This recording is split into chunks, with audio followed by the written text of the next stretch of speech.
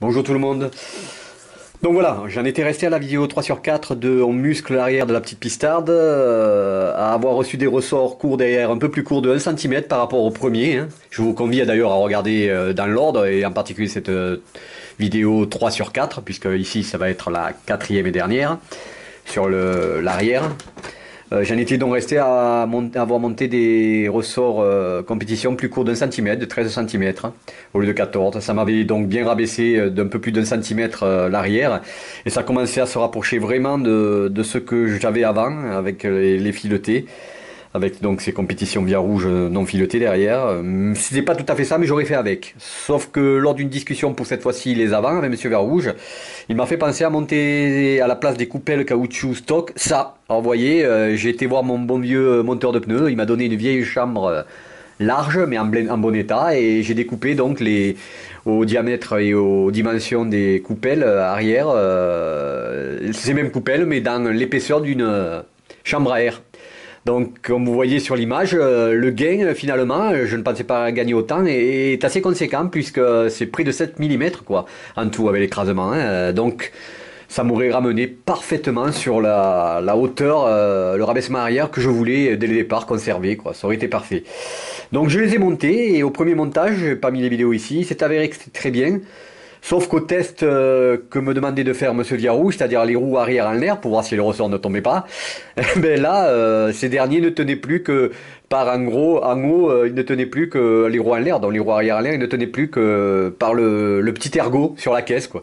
Ça faisait un peu juste, quoi, hein, pour rouler, hein, parce que ça aurait été bête que je les perde sur un circuit. Donc j'ai joué à Monsieur Viarouge en lui expliquant ça. Il m'a demandé donc de lui renvoyer les amortisseurs. Il les a raccourcis, dans un sens où il a rallongé de 1 cm et quelques, sans doute, le filetage en haut pour visser l'écrou.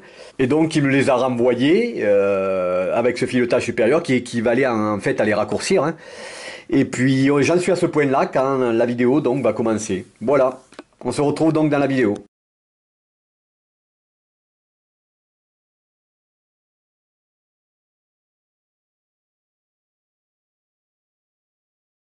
Bon voilà, j'ai levé les roues, elles sont levées. C'est vrai que j'ai gagné un peu plus, il tient mieux, mais est-ce que là c'est encore risqué? Ou est-ce que je dois rajouter une coupelle au moins d'origine qui est un peu plus épaisse que ces coupelles en chambre à air? Regardez comment ça bouge. Là je suis côté gauche, roue en l'air. J'ai serré au mieux que je pouvais au-dessus, je ne veux pas trop serrer non plus. Je vais vous montrer maintenant côté droit. Et voilà donc maintenant côté droit, derrière. Donc toujours pareil, les roues sont plus au sol. Vous le voyez, elles ne touchent plus. J'ai pu gagner, actuellement ça resserre un peu plus le ressort. J'ai monté les deux coupelles faites dans les chambres à air. Et voilà ce côté droit. Est-ce que c'est risqué? Est-ce qu'il vaut mieux que je remonte une coupelle d'origine ou pas? Naturellement ça tient mieux que avant, mais ça bouge encore. À vous de me dire. Et donc, j'ai téléphoné à Monsieur Viarouge qui m'a donné une solution à ce problème. En fait, il m'avait rajouté une petite rondelle de 3-4 mm au-dessus, visible, que j'ai dû mettre sous ses conseils, donc sous l'écrou, pour augmenter le serrage. Et ce qu'il ne m'avait pas dit, pardon, et que donc je n'avais pas vu, c'est qu'il avait mis la même invisible sous le cache-poussière. Du coup, il m'a dit de l'enlever dans dessous du cache-poussière et de la monter elle aussi au-dessus. Entre donc la barre anti-rapprochement arrière et l'écrou de vissage. De manière à ce que je gagne normalement 3-4 mm au minimum, donc il se traduirait par 4-5 peut-être, qui ferait que finalement ces ressorts roue en l'air seraient bien calés. Et je suis parti donc sur cette solution.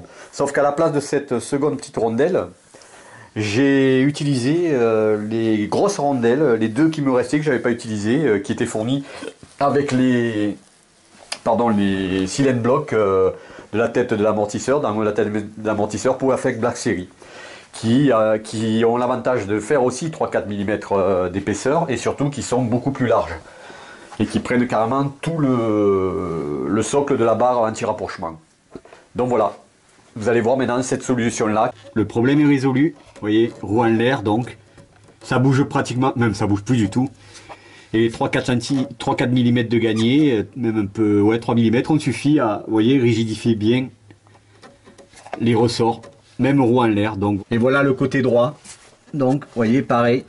ça bouge plus, pratiquement plus roue en l'air. Donc là maintenant pour que les ressorts tombent, faudrait vraiment que j'ai pas de chance quoi. Donc c'est parfait comme ça pour un premier test.